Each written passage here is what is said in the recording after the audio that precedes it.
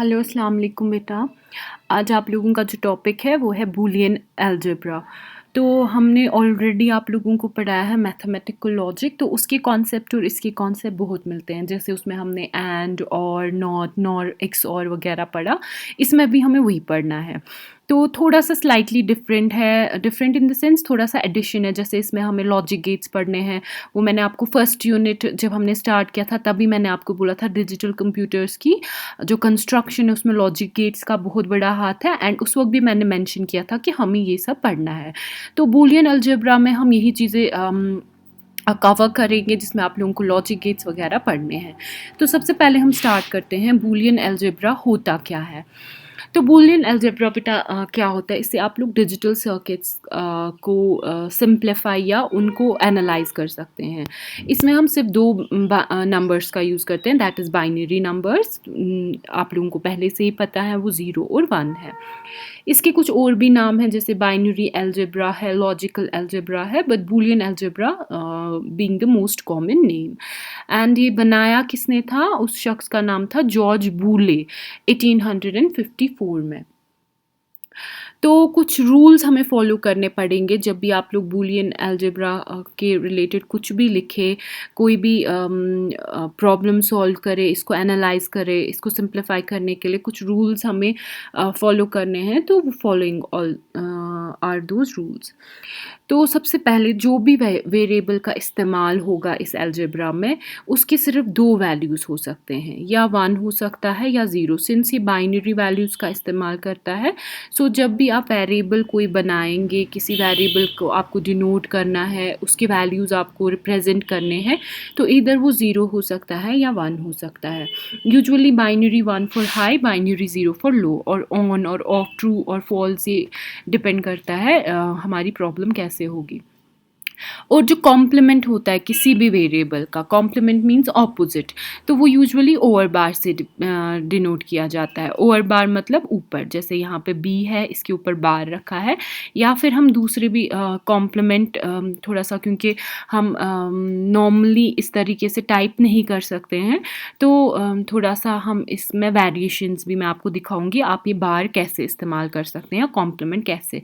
लेकिन जब आप रफ पे या नोटबुक पे ये मेंशन करेंगे तो यूजुअली यही और बार यूज़ होता है। दैट मीन्स बी कॉम्प्लीमेंट, अगर बी का वैल्यू 0 होगा तो बी कॉम्प्लीमेंट जो होगा उसका वैल्यू 1 होगा। तो सिमिलरली अगर बी का वैल्यू 1 होगा तो बी कॉम्प्लीमेंट का वैल्यू 0 होगा। एंड देन और जो होता है वेरिएबल्स का, अगर आपके पास बहुत सारे वेरिएबल्स हैं, जैसे ए है, बी है, सी है, और इनके बीच में आप लोगों को और ऑपरेशन करना है, तो ये हम प्लस सिंबल से यूज़ करते हैं, जैसे आपने मैथमेटिकल लॉजिक में देखा है ऑलरेडी। एंड सिमिलरली अगर एंड करना होगा तो यूजुअली हम ये डॉट से करते हैं। कभी हम आप लोग ऐसे भी लिख सकते हैं, अगर आपने ए लिखा यहाँ पे, आप ऐसे भी लिख सकते हैं, ए और बी, या फिर इसके बदले आप ए प्लस बी भी लिखेंगे, it's one and the same thing.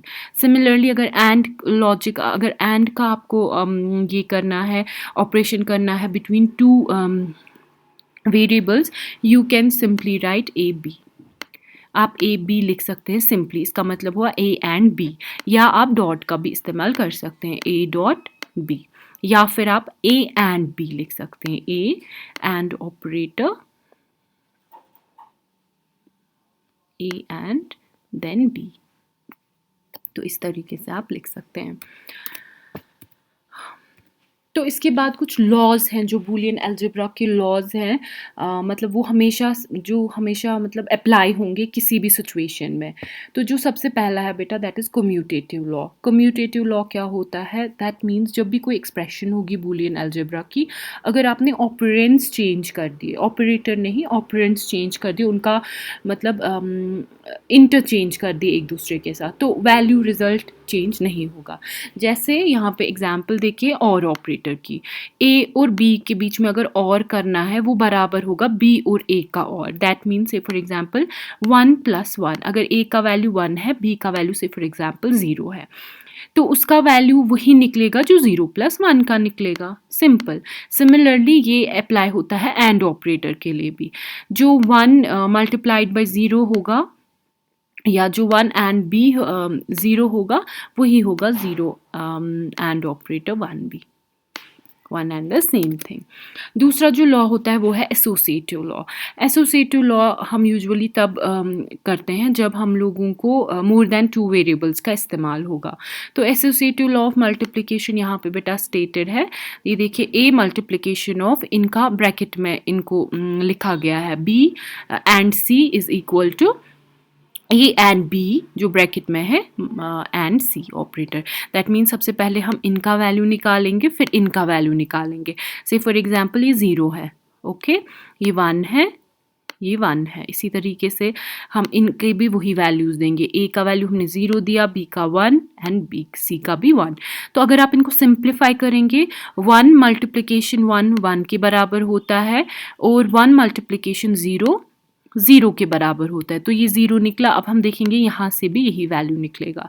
तो सबसे पहले हमें ब्रैकेट सॉल्व करना है, that is 0 into 1, what is that equal to 0, then 0 into 1 that is also equal to 0, that means left hand side is equal to right hand side. तो ये हो गया associative law. Then comes distributive law. Distributive law जो होता है इसमें आप लोग ये फॉलोइंग जो एग्जाम्पल है ये आप लोग कंसिडर कर सकते हैं। इसमें हम क्या करते हैं, अगर कोई एक वैल्यू है जिसका और ऑपरेटर किया गया है किन्हीं मतलब एंड ऑपरेटर किए गए 2 वेरिएबल्स के साथ, दैट इज़ बी एंड सी। तो बी एंड सी का हमें बी एंड ऑपरेटर है एंड ए का इन दोनों के साथ और ऑपरेशन किया गया है। तो ये किसके बराबर होगा, ये इन दोनों को इंडिपेंडेंटली और ऑपरेटर के बराबर होगा और इनको फिर आपस में एंड ऑपरेटर करना है। तो फॉर एग्जाम्पल इनका जो मल्टीप्लिकेशन है, इनका मल्टीप्लिकेशन से फॉर एग्जांपल फिर से हम इनका कोई वैल्यू लेंगे। यहाँ पे ए में मैंने 0 लिया है, बी में 1 लिया है, फिर से सी में 1 लिया है।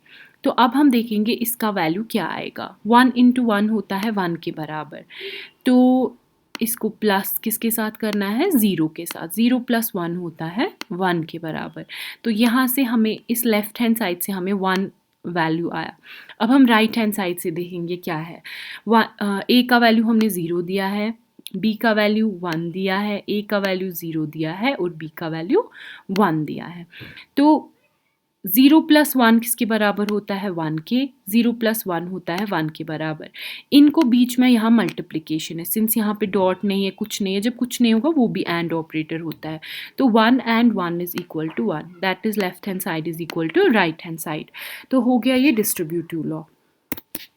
इसके बाद होते हैं एंड लॉज। एंड लॉज मतलब जब भी हम एंड ऑपरेशन करते हैं बिटवीन डिफरेंट वैल्यूज़ तो क्या एक्सपेक्टेड वैल्यूज़ आप कर सकते, मतलब क्या वैल्यूज़ एक्सपेक्ट आपको करने हैं। तो अगर आप किसी भी वेरिएबल का एंड ऑपरेटर 0 से करेंगे irrespective of the value of a, चाहे इसका 0 हो चाहे ए का वैल्यू 1 हो, अगर इसका एंड ऑपरेशन 0 के साथ आया तो रिजल्ट हमेशा 0 आएगा, ठीक है।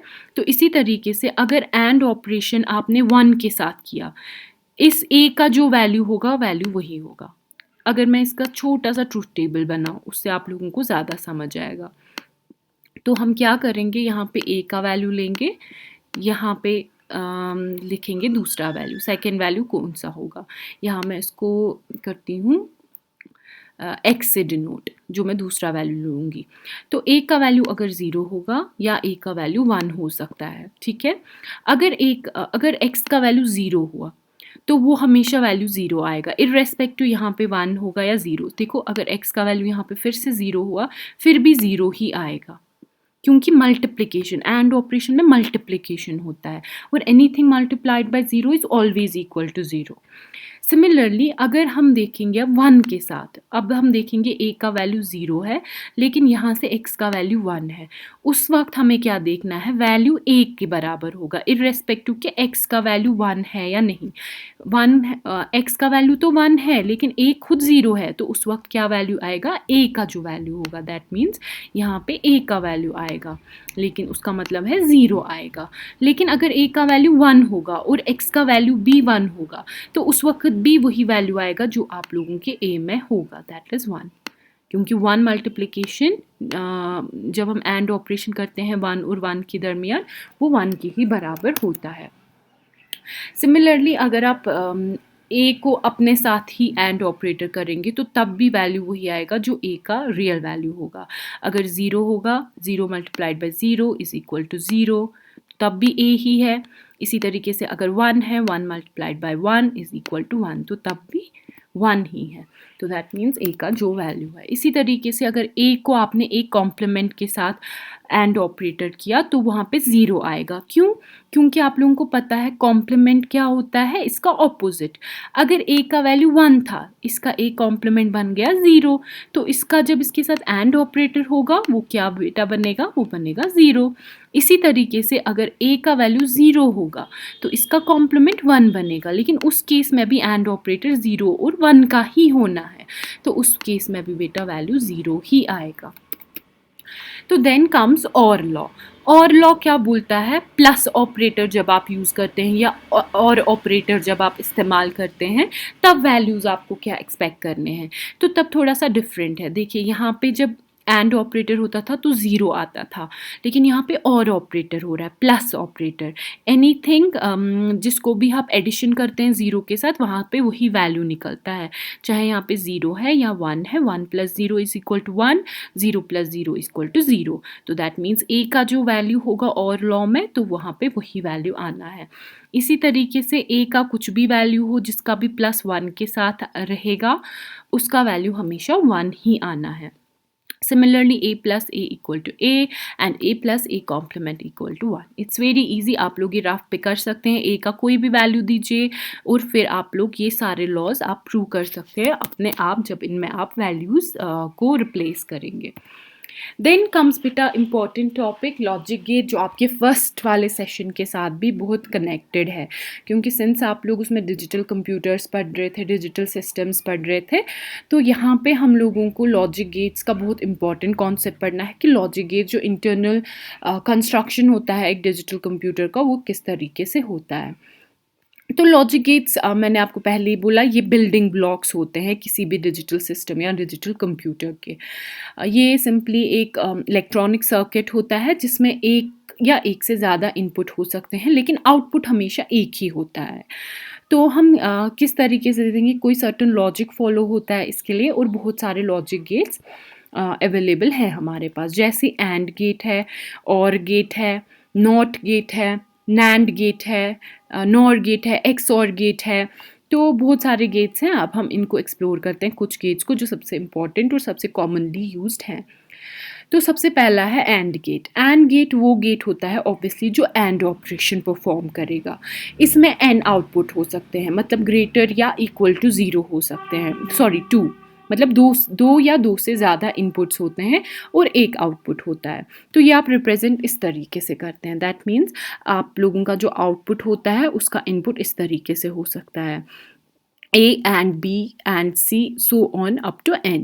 या फिर आप सिंपली दिखा सकते हैं जो आपका आउटपुट है that is equal to A dot B dot C up to N। या फिर सबसे इजी तरीका रिप्रेजेंटेशन का दैट इज़ आपका आउटपुट यहाँ पे Y से मैं दिखा रही हूँ, Y is equal to ABC up to N। Then इसका आता है लॉजिक डायग्राम और ट्रूथ टेबल। जो इसका लॉजिक डायग्राम है बेटा, इसकी जो सिंबल है ना एंड गेट की, वो इस तरीके से है, ऐसे, ठीक है, थोड़ा सा डी जैसा। यहाँ से इनपुट्स आते हैं और यहाँ से आउटपुट आता है। तो ये आप कैसे बनाते हैं, अगर से फॉर एग्जांपल मेरे पास दो इनपुट्स हैं, यहाँ से मेरा A है और यहाँ से मेरा B है, और एंड गेट इनके बीच में एंड ऑपरेशन करके, इसको मैं डॉट से दिखाती हूँ, एंड ऑपरेशन करके जो भी वैल्यू आएगा वो एज आउटपुट Y में देता है। तो फिर डिपेंड करता है A और B का वैल्यू क्या है, वो हम दिखाते हैं यहाँ पे बेटा ट्रूथ टेबल से। से फॉर एग्जांपल A है मेरा एक इनपुट, B है मेरा दूसरा इनपुट और Y है मेरा आउटपुट। तो A का वैल्यू क्या हो सकता है, 0, B का वैल्यू क्या हो सकता है, 0। जब A और B दोनों का वैल्यू 0 होगा तो इनका एंड ऑपरेशन Y में 0 ही दिखाएगा, ठीक है। इसी तरीके से अगर A का वैल्यू 0 होगा लेकिन B का वैल्यू 1 होगा तो तब y में क्या दिखाएगा एंड ऑपरेशन? 0 ही, क्योंकि एंड में दोनों वैल्यूज़ 1 होने चाहिए, तब जाके आउटपुट 1 आएगा। इसी तरीके से अगर 1 होगा a और b का वैल्यू 0 होगा, तब भी वैल्यू 0 ही आएगा। और अगर दोनों के वैल्यूज़ 1 होंगे तो तब जाके आपका आउटपुट 1 आएगा। दैट मीन्स a और b जो है ये दोनों 1 होने चाहिए, तब जाके y आपका जो है 1 आएगा। तो ये इस तरीके से मैंने दिखाया है, यहाँ पे आप लोग ये अच्छे से लिख सकते हैं। यहाँ पे इनपुट्स हैं and this is the output, that is A B, या फिर हम यहाँ पे वाई बी लिख सकते हैं, that is 0 0 0 0 1 0 1 0 0 and 1 1 1। And then comes another gate, that is OR gate. OR gate क्या होता है? ये और ऑपरेशन परफॉर्म करता है, बिल्कुल एंड गेट की तरह। इसके भी इनपुट्स जो हैं वो 2 या 2 से ज़्यादा हो सकते हैं और आपका आउटपुट हमेशा 1 होता है। तो ये आप इस तरीके से दिखा सकते हैं। आपका यानी कि आउटपुट यानी y वो आप इस तरीके से दिखाते हैं, इसके बराबर है a और b और c अप टू n, या फिर सिंपल में प्लस साइन से आप इनको डिनोट कर सकते हैं, a plus b plus c। और इसका भी इसी तरीके से लॉजिक डायग्राम और ट्रूथ टेबल है। और गेट आप लोग ट्रायंगुलर इससे दिखाते हैं, इस तरीके से। तो यहाँ से इसके इनपुट आते हैं और यहाँ से इसका आउटपुट आता है। यहाँ पे ए बी और यहाँ पे आउटपुट होगा y। तो ये आप अच्छे से यहाँ पे देखिए, इसने थोड़ा सा क्रीसेंट दिखाया है, यू कैन ईदर यूज, लेकिन बेटर है you will use a triangle like this. तो ये इसका ट्रूथ टेबल है। और ऑपरेटर सिंस इनमें एटलीस्ट एक इनपुट 1 होना चाहिए, तभी आउटपुट 1 आएगा। तो सिर्फ इसका आउटपुट 1 कब नहीं आता है? जब दोनों के वैल्यूज 0 होंगे। Otherwise either of the values is 1, चाहे दोनों का वैल्यू 1 हो, चाहे दोनों में से एक का वैल्यू 1 हो, तो आउटपुट आपका हमेशा 1 ही आएगा।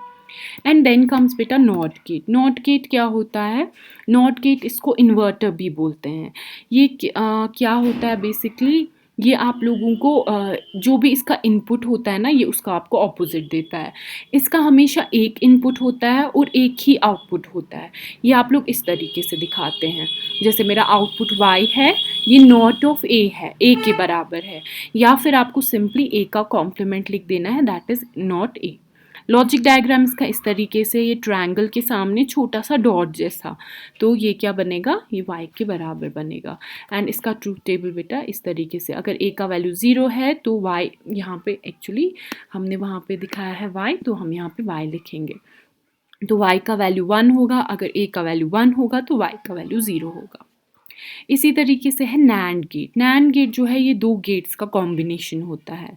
इसमें नॉट गेट होता है और एंड गेट होता है, दोनों गेट्स इकट्ठे इस्तेमाल होते हैं।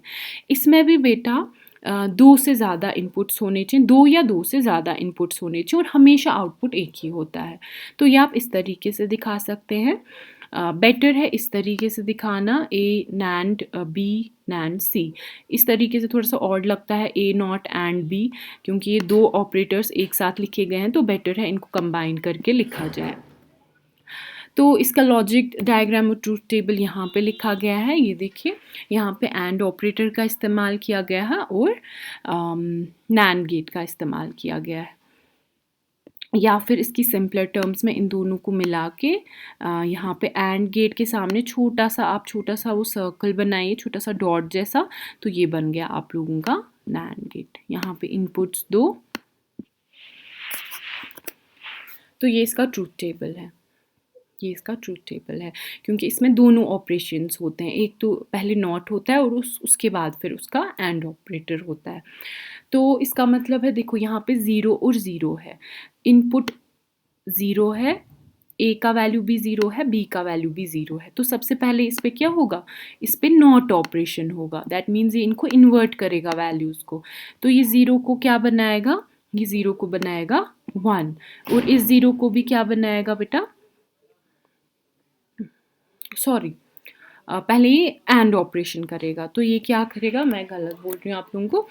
तो a का वैल्यू जब 0 होगा, b का वैल्यू भी जब 0 होगा, तो फिर आउटपुट क्या आएगा? आउटपुट इनका 0 ही आएगा एंड ऑपरेशन करके, लेकिन ये इसको नॉट करता है। देखो, पहले एंड ऑपरेशन होता है और उसके बाद ही उसको नॉट करता है, दैट मीन्स उसका उल्टा करता है। तो यहाँ पे 0 को ये 1 बनाएगा। नैंड ऑपरेटर यही करता है। दैट मीन्स एंड का जो रिजल्ट आएगा नॉट ऑपरेटर से तो उल्टा करन यो है गो नैंड गेट तो हुन ये उसका आप लोगों को कॉम्प्लीमेंट करके देता है।